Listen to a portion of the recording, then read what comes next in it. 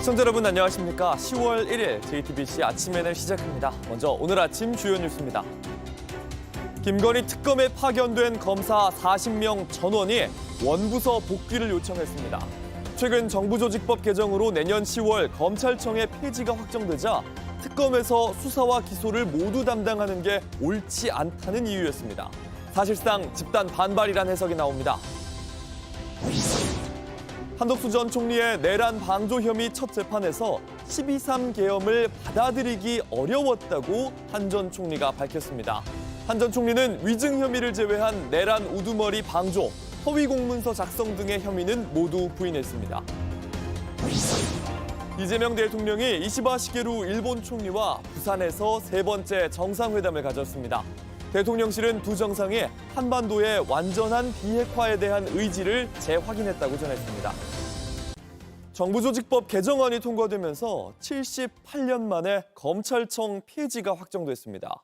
그런데 김건희 특검에 파견된 검사 40명 전원이 집단으로 입장을 밝혔습니다.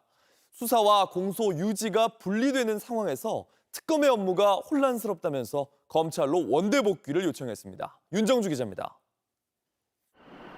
김건희 특검 파견검사 40명 전원은 파견검사들의 입장이란 제목의 입장문을 민중기 특검에 전달했습니다.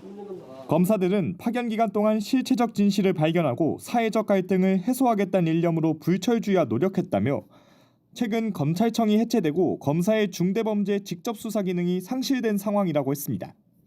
그러면서 수사검사의 공소유지 금지 지침이 시행되는 상황에서 파견검사들이 직접 수사와 공소유지가 결합된 특검 업무를 담당하는 게 옳은지 혼란스러운 상황이라고 했습니다. 정부조직법 개정안은 수사와 공소유지를 모두 가진 검찰청 기능을 수사를 맡는 중수청과 기소를 맡는 공소청으로 분리했습니다. 김건희 특검은 중앙지검과 남부지검 등에서 도이치 주가 조작, 건진법사 통일교 수사, 명태균 수사 등을 오랫동안 해온 검사들을 대부분 파견받아 10여 개 팀으로 구성됐고 김건희 씨와 한학자 통일교 총재 권성동 의원 등을 구속 기소하는 성과를 냈습니다.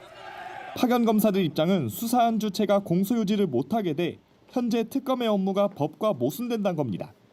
그러면서 현 상황에 대한 민중기 특검의 입장도 요구했습니다.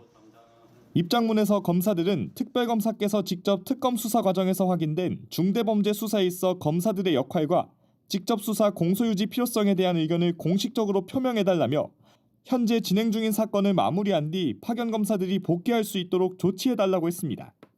파견검사 전원의 집단 복귀 요청에 김건희 씨의 뇌물 혐의 등 남은 수사에 차질이 불가피할 거란 전망이 나옵니다. JTBC 윤정주입니다. 한덕수 전 총리의 내란 방조 혐의 재판이 어제 처음으로 진행됐습니다. 한 전 총리는 계엄을 받아들이기 어려웠다면서 위증 외의 모든 혐의는 부인했습니다. 정수아 기자입니다. 푸른색 넥타이에 남색 정장 차림으로 한 손엔 서류 가방을 들었습니다. 불구속 상태로 재판에 넘겨진 한덕수 전 총리가 법정에 들어섭니다. 피고인석에 앉은 뒤 신원 확인 절차를 거쳤습니다. 네, 직업이 어떻게 됩니까? 무직입니다. 한 전 총리는 내란 우두머리 방조와 위증, 허위 공문서 작성 등 혐의를 받고 있습니다. 하지만 위증 혐의를 제외한 나머지 공소 사실은 모두 부인했습니다. 계엄 선포 당일 대통령실에서 계엄과 관련된 문건을 보거나 받은 기억이 없습니다라는 부분을 위증했다라는 것만 피고인은 인정을 하고 나머지 모든 공소 사실에 대해서는 부인한 입장입니다. 위증 혐의 역시 고의는 없었다는 입장입니다. 윤석열 전 대통령은 지난 재판에서 계엄 선포문을 사후 작성하고 폐기한 책임을 한 전 총리에게 떠넘겼습니다. 한덕수 총리가 그렇게 얘기를 하면 저한테는 물어보지 않아도 당연히 동의할 거라고. 한 전 총리는 그러나 비상계엄 선포에 부정적 입장을 밝히며 자신은 내란을 방조하거나 정당화할 의도가 없었다는 뜻을 내비쳤습니다.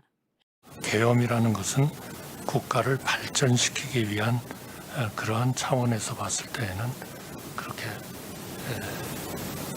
받아들이기 어려운 그러한 상황이다. 재판은 약 1시간 만에 끝났습니다. 윤 전 대통령 재판처럼 법원이 촬영해 영상물을 제공하는 시차 중계 방식으로 첫 재판 과정이 공개됐습니다. 서울중앙지법은 신속한 재판을 위해 재판부에 판사를 추가 배치하기로 했습니다.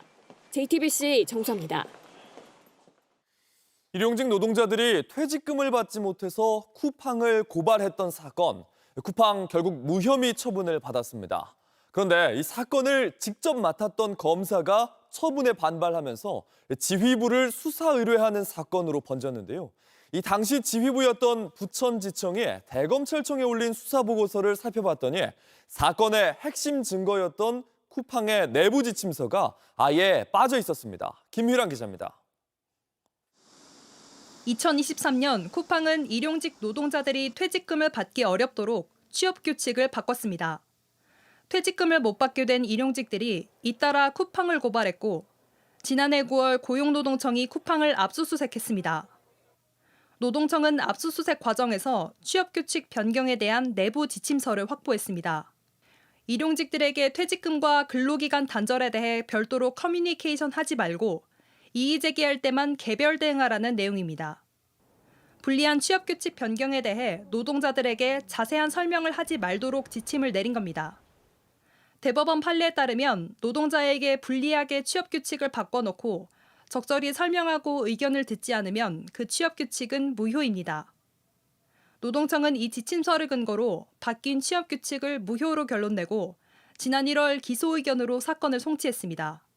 그런데 사건을 받은 인천지검 부천지청은 지난 3월 6일 전부 혐의 없음으로 결론을 뒤집은 1차 수사 보고서를 대검찰청에 보냈습니다. 1차 보고서엔 노동청이 압수수색에서 확보한 내부 지침서에 대해 거론조차 돼 있지 않습니다. 고용노동청의 핵심 증거가 누락된 겁니다. 대신 취업규칙은 보충적 효력에 불과하다, 취업규칙 변경에 대한 근로자 과반수의 동의서가 제출됐다고 적혔습니다. 바뀐 취업규칙이 문제없고 이에 따라 퇴직금을 주지 않았으니 혐의가 없다는 결론입니다. 한 달여 뒤인 4월 22일 대검찰청에 보낸 2차 수사 보고서에도 쿠팡의 내부 지침서에 대한 판단은 담겨 있지 않았습니다. 노동청이 압수수색을 통해 확보한 기소 의견의 핵심 증거가 검찰 수사 보고서에선 사라져버린 겁니다. 이에 대해 엄희준 당시 부천지청장은 담당 검사가 먼저 무혐의 의견을 냈다며 취업규칙 관련 내용은 부장검사 개인 의견서로 대검찰청에 보냈으니 누락된 건 아니라고 설명했습니다. JTBC 김희란입니다. 국가정보자원관리원 화재 소식입니다. 사태 엿새째지만 정부 전산망 복구율은 여전히 10%대 더딘 상태입니다. 추석 대목을 앞두고 소상공인이 우체국 쇼핑몰을 통해 판매하려고 했던 송편 5,000kg을 버려야 하는 일도 있었는데 국민 피해도 계속되고 있습니다. 송지혜 기자입니다. 어젯밤 10시 기준 정부 전산망 복구율은 14.7%입니다. 정부는 이용 빈도가 높은 정부 이사나 무입 민원 발급기 등이 정상화하며 큰 혼란은 없다고 밝혔습니다. 하지만 추석을 앞두고 우체국을 통해 먹거리를 팔려 했던 소상공인들은 울상입니다. 지난 금요일 저녁부터 우체국 쇼핑몰 접속 자체가 막히면서 판로를 잃었기 때문입니다. 저희 피 엄청나죠. 지금 준비해놓은 게 한 5천만 원어치 5,000kg를 준비해놨거든요. 못 팔게 생겼죠. 우체국 쇼핑몰에 입점한 업체는 약 15,000여 곳. 대부분 지역 특산물과 먹거리를 팔고 있습니다. 복구 시점도 기약이 없어 추석 대목만 기다려온 소상공인들은 애가 탑니다. 금토일 이제 대목이잖아요. 주문이 많이 들어왔겠죠? 명절 대목이니까. 네, 주문을 하나도 못 받은 거니까. 지금까지 확인된 피해 업체만 2,400여 곳, 피해 금액은 126억 원에 달합니다. 우정사업본부가 총 11억 원어치를 직접 구매하는 등 대책을 내놨지만 피해 규모는 더 커질 전망입니다. 이재명 대통령은 국무회의에서 행안부 장관을 질책하며 재발 방지책을 마련하라고 지시했습니다. 아울러 모든 부처의 보안, 안전 시스템을 신속히 점검해 다음 주까지 보고하라고 지시했습니다. JTBC 송지혜입니다. 도널드 트럼프 대통령이 800명이 넘는 전 세계의 미군 장성들을 한자리에 불러 모았습니다. 전례가 없던 일이었는데 트럼프 대통령은 이들 앞에서 방어가 아니라 전쟁을 준비해야 한다고 했습니다. 로스앤젤레스 홍지은 특파원입니다. 트럼프 대통령이 별 1개 이상 장성급 지휘관 800여 명을 버지니아주 퀀티코 해병대 기지로 긴급 소집했습니다. 전 세계 미군 지휘관들을 동시에 불러 모은 건 사실상 전례 없는 일입니다. 갑작스러운 소집 소식에 현지에서는 미군 지휘 체계에 공백이 생길 수 있다는 우려도 나왔습니다. 이날 행사의 핵심은 미군 기강 다잡기였습니다. We will be a fighting and winning machine, and we change it to defense instead of war. 미군의 근본적인 변화를 주문하며 대규모 장성 해임 가능성까지 거론했습니다.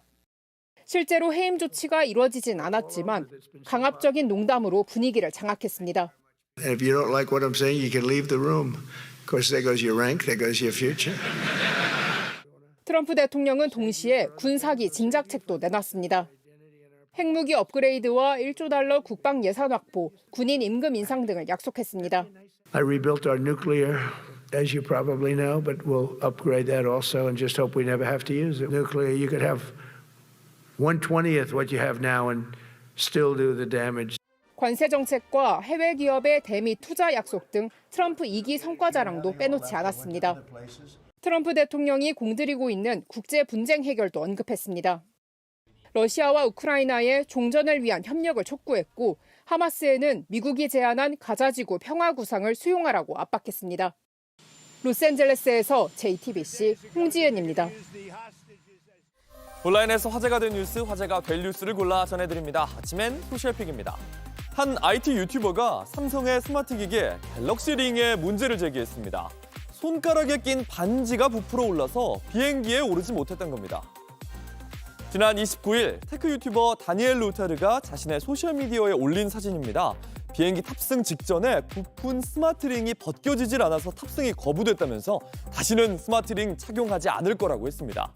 손가락에 착용하는 장비라는 걸 고려하면 좋지 않다면서 삼성 계정에도 이 소식을 알렸습니다. 배터리가 부푸는 스웰링 문제를 제기한 건 다른 이용자들도 마찬가지였습니다. 이후 로타르 삼성으로부터 직접 연락을 받았고요. 호텔과 교통 비용을 돌려받았다고 했습니다. 또한 여러 갤럭시 링에 배터리 문제가 있어 보인다면서 삼성의 조사 결과 공유하겠다고 밝혔습니다. 여러 논란으로 방송 활동을 중단한 더본코리아의 백종원 대표가 대만 뉴스에 등장했습니다. 대만에 진출한 식당을 홍보하기 위해서였습니다. 지난 29일 대만의 TVBS, USTV 등 뉴스 채널 백종원 대표의 대만 방문을 보도했습니다. 백 대표는 자사 식당을 찾아서 쌈을 싸먹는 방법을 직접 알려주고 사업 계획도 설명했습니다. 세계 각국에 있는 저희 브랜드들, 음식점들을 잘 돌아다보고 많은 분들이 어떤 음식을 더 원할까에 대한 그런 상의도 하고 고민도 같이 하면서 TVBS는 백 대표가 방탄소년단 지인과 함께 설립한 회사의 원산지 표시법 위반 논란 등을 다루면서 논란과 관련한 구체적인 언급은 하지 않았다고 전했습니다. 지난 5월 백 대표 식품위생법 위반, 백햄 선물 세트 등 여러 논란으로 방송 활동을 중단했는데요. 현재 촬영 중인 프로그램을 제외하고는 모든 방송 활동을 중단하도록 하겠습니다. 하지만 대만 방송에 출연한 것 아니냐 이런 비판도 이어졌습니다. 더본코리아 측은 현지 언론사의 취재 요청에 대해 인터뷰를 한 거라고 밝힌 걸로 알려졌습니다. 전 세계 미군 장성들을 불러 모은 트럼프 대통령에 앞서서 피트 헤그세스 국방부 장관도 연설을 했습니다. 군 내부의 다양성 정책을 집중 공격했습니다. Good morning and welcome to the War Department. Because the era of the Department of Defense is over. 헤그세스 장관 전군 지휘관 회의에서 더는 국방부가 정치적으로 올바른 부서가 아니라고 밝혔습니다. 그러면서 군 장성들의 외모가 중요해질 거라고 언급했는데요. Frankly, it's tiring to look out at combat formations or really any formation and see fat troops. Simply put, if you do not meet the male-level physical standards for combat positions, cannot pass a PT test, or don't want to shave and look professional, it's time for a new position. 뉴욕타임스는 또 똑같은 선거 연설이었다면서 군인들이 여러 정치적 발언에는 크게 호응하지 않았고 전직 군인들은 수염에 대해 불평하고 자기 턱걸이 개수나 자랑하려고 수백만 달러 들여 장군들 불렀느냐면서 연설을 비판했다고 전했습니다.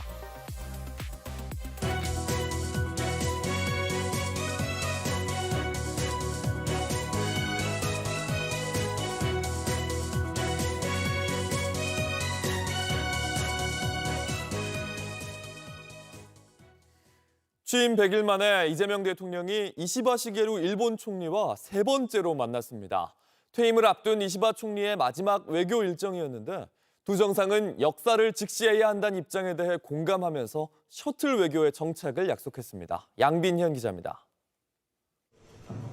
이재명 대통령과 이시바 시게루 일본 총리가 부산 누리마루 에이펙 하우스로 들어섭니다.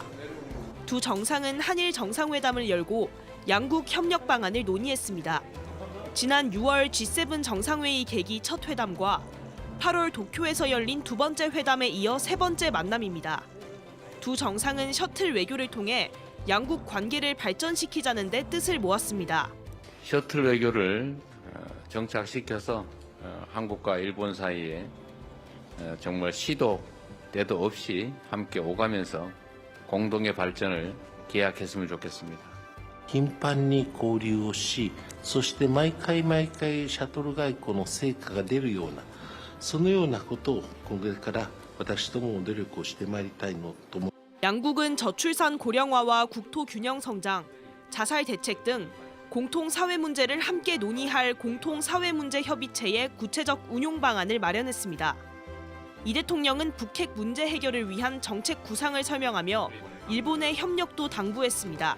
양 정상은 한반도의 완전한 비핵화 및 항구적 평화 구축에 대한 확고한 의지를 재확인하였습니다.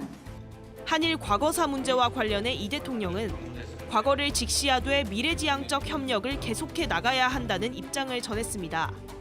이에 대해 이시바 총리는 인식의 차이가 있는 것이 당연하지만 역사를 직시하는 용기, 성실함을 가져야 한다고 밝혔습니다. 회담을 마친 두 정상은 함께 산책을 한 뒤 만찬을 즐겼습니다. 이번 달 퇴임하는 이시바 총리에게 어제 회담은 마지막 공식 외교 일정이었습니다. JTBC 양빈현입니다. 10회 연장전 끝에 롯데를 꺾은 한화, 승리를 가져다 준 건 단 1점이었습니다. 1위와는 단 한 경기 반 차이 한화는 여전히 역전 우승을 노립니다. 반면 선두인 LG는 두산에 패배하면서 정규리그 1위 확정이 또 미뤄졌습니다. 이재승 기자입니다. 0대 0으로 맞선 연장 10회 말 한화가 김태현의 안타, 최재훈의 볼넷, 심우준의 안타로 노아웃 만루 기회를 잡습니다. 손아섭이 삼진으로 물러났지만 리베라토가 친 공이 안타로 이어지며 롯데를 상대로 1대 0 극적인 승리를 거뒀습니다. 1위 LG와의 게임차는 한 경기 반. 한화는 계속해서 정규리그 역전 우승의 불씨를 지피고 있습니다. 저희 올해 팬분들께서 정말 뜨거운 관심과 사랑으로 응원을 해주셔서 저희가 힘내서 지금 여기까지 왔다고 생각합니다. 두 경기가 남았는데 저희 원정 가서 정말 열심히 해서 정상 갈 수 있도록 노력하고 잠실에선 선두 LG가 두산에 6대 0으로 완패했습니다. 승리하면 정규리그 우승을 확정할 수 있었던 LG는 이틀 연속 패하면서 매직 넘버 2를 지우지 못했습니다. 삼성은 대구에서 기아를 5대 0으로 물리치고 포스트 시즌 진출을 확정했습니다. 여기에 오승환의 은퇴식이 겹쳐 의미가 컸습니다. 9회 마운드에 오른 오승환은 최영우를 삼진으로 처리하며 현역 마지막 투구를 마쳤습니다. 박수 칠 때 떠나라고 말하지만 저는 끝까지 박수를 얻기 위해 노력한 제 길에 후회가 없습니다. 덕분에 저 오승환 후회 없이 던졌고 후회 없이 떠납니다. 너무 감사합니다. JTBC 이재승입니다. 전남 진도군의 주민들이 지역 소멸을 막아야 한다면서 목포 진도항 구간의 고속철도 노선 연장을 촉구하고 나섰습니다. 전남 진도군과 주민 등 300여 명은 어제 범군민대회를 열고 목포에서 진도항을 잇는 57km 구간의 진도 고속철도를 제5차 국가철도망 구축계획에 반영해야 한다고 주장했습니다. 주민들은 진도 고속철도는 대통령의 공약사항이라며 지자체 간의 균등한 검토 기회가 보장돼야 한다고 했습니다.